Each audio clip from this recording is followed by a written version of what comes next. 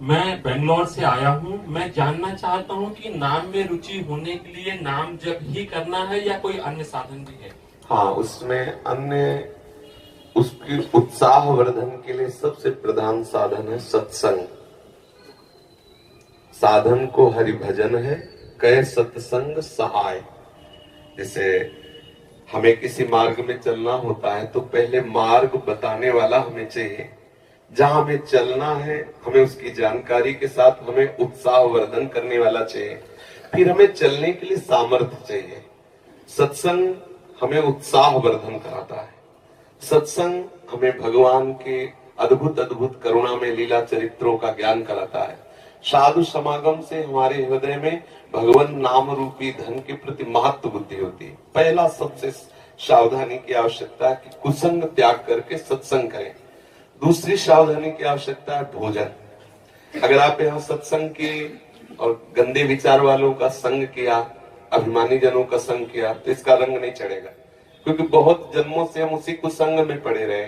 अगर कुसंग ना होता तो हमारे हृदय में भगवत प्रीति उदय हो गई होती। ये पहचान है। कुसंग की पहचान है नाना प्रकार की दुर्वासनाएं, शरीर भोग आदि के लिए हमारे हृदय में लालसा होना, वो है। इसका मतलब बहुत समय से कुसंग होता रहा है। अब कुसंग के संस्कार अधिक होने के कारण सत्संग के संस्कार जब अंदर जाएंगे तो कुसंग को भगाने की चेष्टा करेंगे। और कहीं कुसंग मिल गया तो कुसंग के संस्कार और पुष्ट हो जाएंगे। एक संसार दुष्ट की संगति, ताहू में तुम पुष्ट करावो। विनती करो सकल धर्मिंसो, धर्मी हुए दिन नाम धराओ। कर सेवक जी कह रहे हो वैसे संसार में दुष्ट स्वभाव की बढ़ोतरी है, और यदि तुम दुष्ट स्वभाव वाले लोगों से मिलते रहे तो तुम्हारा दुष्ट स्वभाव पुष्ट हो जाएगा। फिर आप दीक्षा लेने के बाद भी प्रेम रस का अनुभव नहीं कर पाएंगे। तो हमारा संग पहले ठीक हो, कुसंग का त्याग करके सत्संग करे। और फिर दूसरी बात, आहार शुद्ध हो।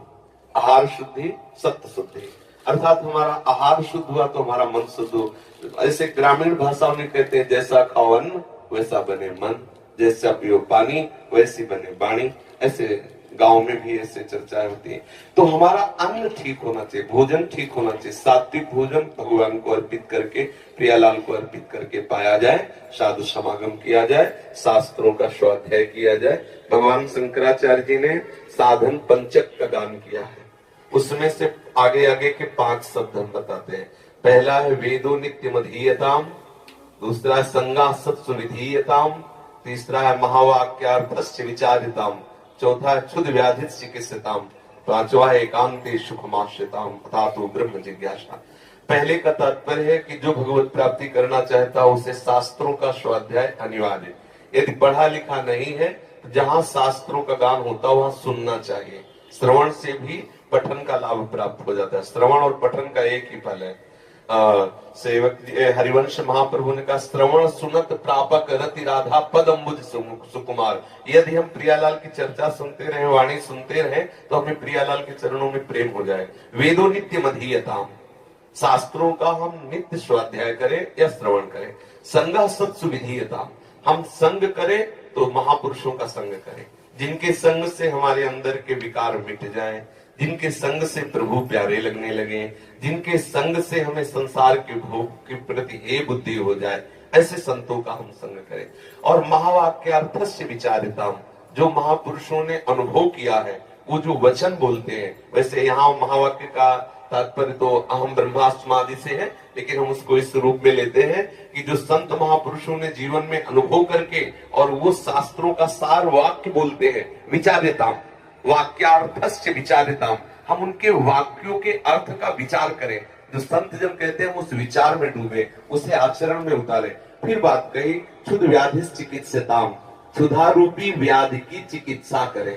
देखो कैसी बात है, चिकित्सा औषधि रूप में होती है। भिक्षान्नम औषधम, यदि वैरागी है तो भिक्षा का अन्न, और गृहस्थी है तो सत धर्म से कमाए हुए धन के द्वारा भगवद अर्पित करके अतिथि साधु सेवा करके फिर अपने उदर का पोषण करें। फिर एकांत सुखमास्यताम, अपनी दिनचर्या में कुछ ऐसा समय होना चाहिए एकांत में बैठ करके हम अपने आराध्य देव का बिल्कुल व्यवस्थित चित्त होकर के चिंतन करें। व्यग्र चित्त होकर नहीं, शांत चित्त होकर प्रभु का चिंतन। ऐसी दिनचर्या होनी चाहिए। अगर ऐसी दिनचर्या है तो नाम में रुचि हो जाएगी।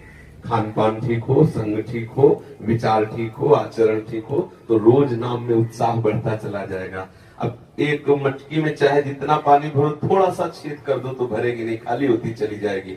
ऐसे ही अगर थोड़े से गंदे आचरण, थोड़ा सा असाधन, तो हम नाम जब करते हैं वो भरता नहीं है नाम का भाव, वो धीरे धीरे निकलता रहता है। बहुत समय व्यतीत हो जाता है, फिर हमें अश्रद्धा होने लगती है कि यार नाम जपने से कुछ लाभ तो मिला नहीं, अभी वही विकार बने हैं, अभी वही वासना है।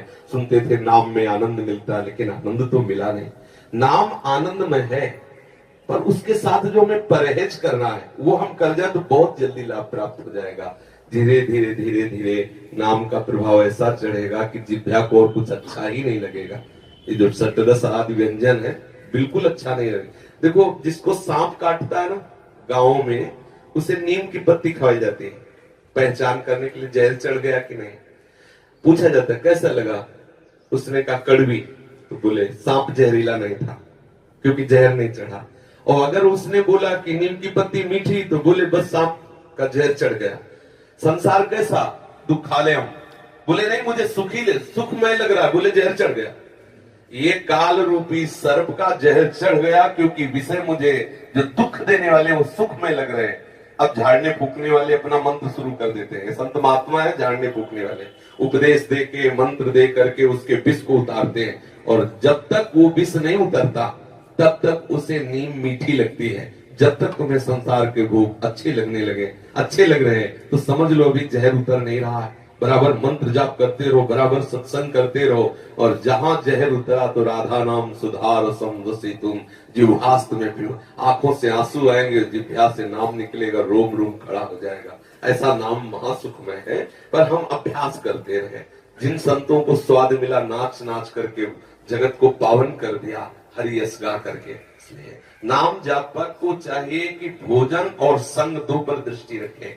भले उपवास करना पड़े, अशुद्ध अपवित्र जिसे हम जानते नहीं, जिसके चरित्र को हम नहीं जानते, उसके हाथ का ना पावे।